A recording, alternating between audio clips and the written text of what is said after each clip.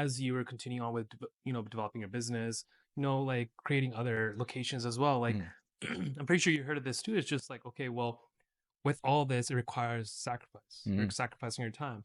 And then you also have family time. Then you're trying to balance between the two. It's just, you also hear too, there's no balance at all, Yeah. right? You're having to work late nights and like trying to figure everything out. So Yeah. then it's just like, how do you go about with that? Like, is Right. it true that there is such thing as a balance? There's no balance. Yeah. Like, Glad you brought that up. That's probably one of the reasons I got divorced. But let's table that for later and let's get back into that. But no, honestly, man, I think like I've had these conversations with other people, and it's like, do you want this or you not want it? And like, do you Yeah. want to be this or do you not want to do it? Because you're gonna sacrifice something, right? And it's like it's kind of what's important to you and what your goals are and what you're trying to build and what's your sort of like where you want to be. And so like if you have dedicated time and energy to put into stuff, I think you need to be focused and concentrated where you put that. So you can still have a really good family life if you concentrate it at home and like spend the time wisely, be present in the moment, do the right things when you're with your family. And then when you're at work, you're present at work, you're doing that. A lot of times that bleeds into both areas. So then when you're with your family, you're still like not there and you're not really present anywhere. And I think that piece of being like present in the moment is really important for people if you're going to do this, because you're going to be pulled in multiple areas. There's definitely like there is no balance, but like I don't know, like I think that concept doesn't even make sense to I think entrepreneurs, because they're like, what are we talking about right now? Like what? Like how is we even talking about this? Like I remember one guy like when you're driven for something and you're looking at it, like you're just you think about like I don't know, like a basketball player like Kobe or like some superstar like basketball player. Kobe's a perfect example. Right. Or even LeBron, right? He talks about like Yeah. he's focused, he's driven, he's living his life doing his thing, and his family supports him for that, and they love him for that because that's kind of super important to him. I think there's things, if that's important to you and that's who you are, you can't take that piece away from you because it's going to kill the person that you are. And so I think it goes to really like certain people and personalities. Some people are built for it and some people aren't built for it. And I think you have to kind of understand what that is for you. And I think if some people can work at Redline like 24/7 and just do it, some people can't do that. And so I think it's everyone's a little bit different, and you have to know your sort of personality and what that is for you and what's important to you. Some people, they want to have like families important to them, and they don't want to miss anything. They want to be around for every single thing. And so then they go to it, man, go for it. Right. And then there's some people that like, work's important and they still want to have their family. And so they kind of balance that out and they try to figure out how's the best way to do that. I think I've had like, this goes to something we were talking about earlier with this is what's that thing called? False virtue.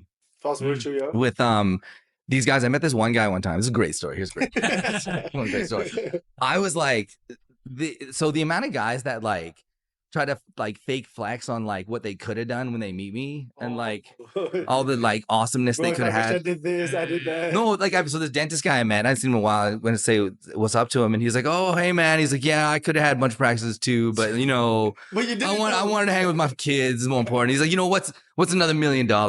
And I was like, you could have $1 million and hang with your kids, right? They're not mutually exclusive. Like that's not like, but there's all you got to do this like this false virtue, and like there's a term for it where it's like you're kind of being like more moral and high ground, but you're doing it from like a humble brag kind of way where it's like it's not real. Something they wanted but they don't have. It's like And so you see it a lot, like where people are doing that kind of stuff, and it's just like I don't know, this like I think if like this is like if it's real for someone that's doing this and it's real for them, you don't think about this stuff. Like it's never like you're so focused on yourself and you're so focused on your own goals. You're so focused on what you're trying to build. Like all the distractions kind of just like fail away. You kind of get rid of all the noise and you're just locked in and like focused on like what you're trying to go for. I think that goes to like back. There's so many like loops here, but like like our community where our community is so tough because like it's so based on like what everyone else thinks and what this person's gonna think. And so I gotta do this because of this person. No, I'm gonna do this because of this. And that whole book, like that's all art not giving a fuck. I think that was the biggest like that moment in my life. I can almost pinpoint kind of when it happened. It was like post-divorce. There's a point where I just stopped caring. And I was like, well, fuck this. Like I don't care. You do, bro. And it's such a good thing like that to come to even that realization. Because the thing is, like, a lot of people don't even come to the realization. Like, okay, if I want to make this change, like I don't gotta give a fuck. Because a lot of people, they care too much to preserve something that inevitably is going to be negative for you in the long run. Yeah. As you said, but like you got to a point where like, you know what, like, why am I doing this? Like what's the point? And as you said, like, and like, while we at it, like as you said, like being like divorced in our community is such a like a bad thing. Yeah.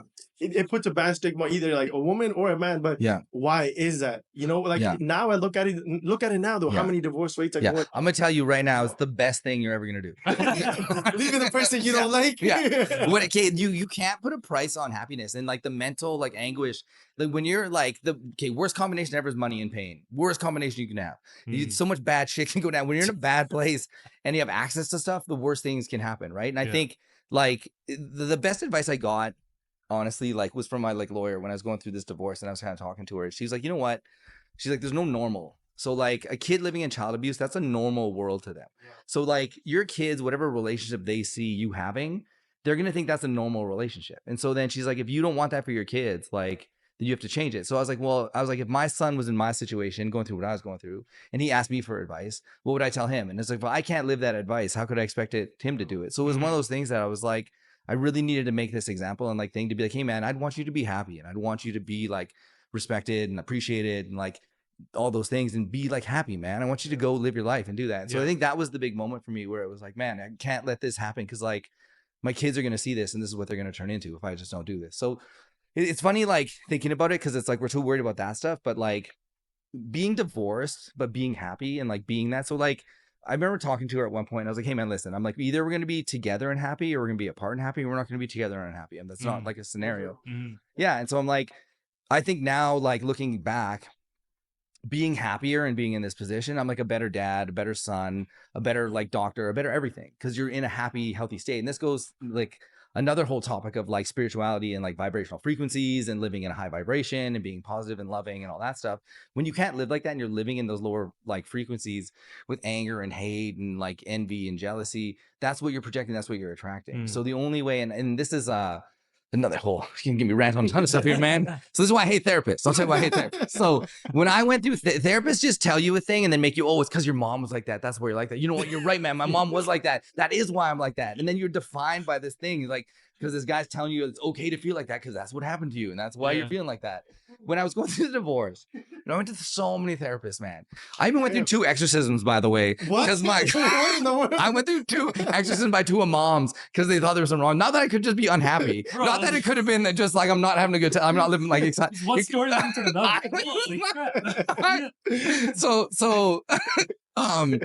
I was like, how many goddamn moms are gonna spit on me when I go through this? I was like, how many goddamn anyway.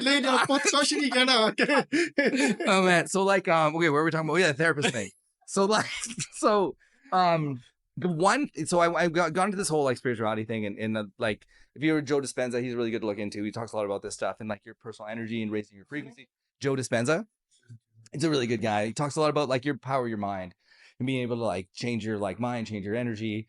But basically like, so when I was going through the divorce, the only thing I needed to hear and the only thing we needed to hear that would have saved us would have been like, hey man, you're a shitty person. She's a shitty person. Until you guys become good people, you're not going to connect with me good. Because the only way you have to get yourself up here and she has to get yourself up here and then reconnect up there. It's not like you can't like, expect you to get up here and then bring your partner up or you're waiting for your partner to get up.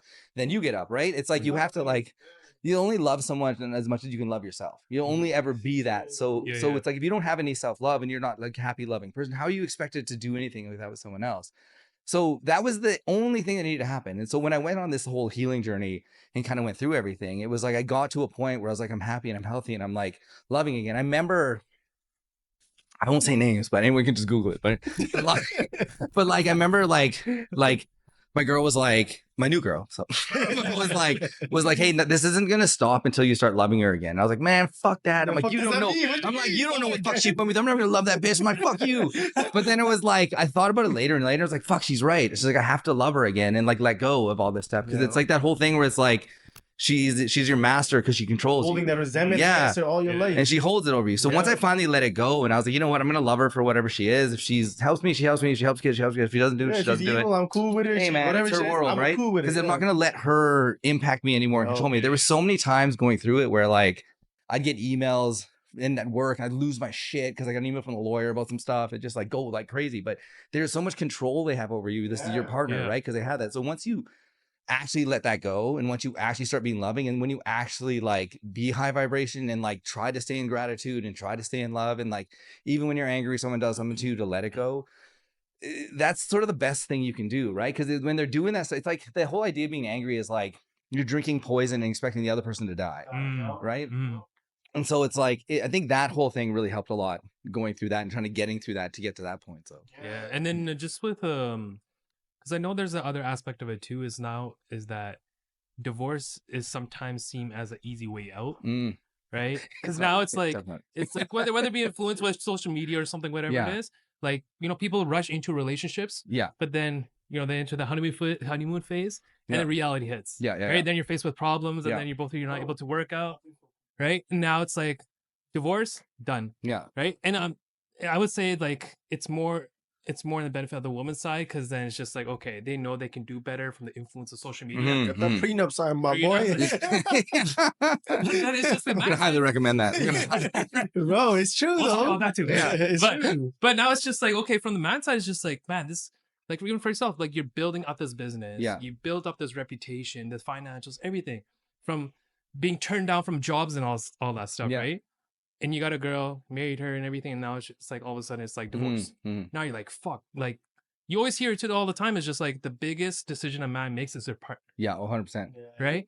And now it's just like this divorce thing happens. You're like, fuck, I failed. Yeah. And a lot of guys too, like, they take that really to heart, and it makes sense, right? Yeah. Because you put so much effort and everything into it, and now it's just like a lot of men just don't recover from that. Oh yeah. But mix that within our community though. Mix that aspect in our community. Like, I know so many people that like they get pressurized, whether it's by the in-laws or your own family. Like, so you're gonna go over their house because you're not married? Why you go over their house? Yeah. Because I'm eventually gonna live in the house. So I think it's important if I spend time with them, not with the notion of like, no, you can't go there. Like, that's sinful apparently. Like, how the fuck is that sinful? Yeah. Like, it's such a weird topic too. Like, I was talking with my girlfriend. I'm like, man, I think it's important to live with each other for a longer period of time to understand where you are in life. Yeah. Am I compatible with his in-laws? Am I compatible? Can I even live here? If not, then you gotta get the fuck out of there. Yeah. But then now there's so many people, especially girls too, and I think men as well. They tend to be like, everything's calm, we'll figure it out. Yeah. And when you're married, they're like, shit, we can't figure this shit out. Yeah. And that's when you see the divorce rate. Dude, I'm telling you, it's funny, man. Like, there's so many things that come up there, right? Like, I think the one thing hit my mind really fast was like, even in like the Muslim community, right? It's like, oh, it's sinful, it's all this stuff, right? It's like the problem in like talking to people about it is like, we live in a Canadian society where it's all like religious until we get married. Then all of a sudden it's like, hey, what does Canada owe me? We forgot all about all the like traditional what you owe me now. We're not Muslim anymore, right? Now we're just Canadian. Now what does Canada give me, right? What does the Canadian law say? Yeah, I'm like, oh, okay, where's the religion now? That just disappeared, right? So the problem for our community is like we live in this like previous way where if you got divorced back then, it was probably, I'm guessing, a simpler system. There's more structure to it. It wasn't like you're gonna lose half your shit and be like in debt for the rest of your life and never be able to recover from it. So now making the decision going forward, it's like it's a different world. So yeah, you have to meet your partner. You have to know if you're compatible. You have to know so many different things of like the way they want to raise kids. Do they want to have kids? How are they going to like raise them? What's their stance on someone working a lot, not working a lot? Are they both going to work? They're not going to work? Are the in-laws going to be involved? How do the in-laws interact? Like, there's so many pieces to this. And like for most people at age like what, in your 20s, right? What do you know about yourself really? Not, right? You don't know. You don't know. And you don't know what you don't know, right? So, I mean, I came out of my 20s thinking I was hot shit and like knew everything, right? Like everyone does, right? But then like you get older, you're like, damn, okay. You're like, there's more to it. Like my parents were really right about this stuff, man. Like, Jesus. But it's one of those things, like, I think, like, learn to love yourself, work on yourself. I tell my kids this all the time. And like, if I could go back in time to when I was like younger in high school, right? I'm like, just level up as much as you can right now. Work out, read books, do good in school, play sports, talk to tons of different people, get your like social skills really good. If you're building a character in like Madden or like NBA, whatever, right? You don't want to be just an awesome shooter and no agility, no speed, no nothing, right? That's this crazy analogy. It's such a good analogy. Everybody that makes their character in NBA, no one's like, I want to sit on the bench. No, I want to score 40 points, 50 points, 60 points. But when it comes to reality, we don't hold that same expectation for ourselves. Totally. Right? Yeah, man. It's this whole NPC versus main character stuff, right? And it's like, dude, like, and like, even like trying to like explain this is like, you need to like level yourself up as a person. And it's like every day, and it doesn't stop. Once you understand, this clicks in, it's like, this isn't an infinite game that like, you'll just level up forever if you just keep going. But you keep going and keep going.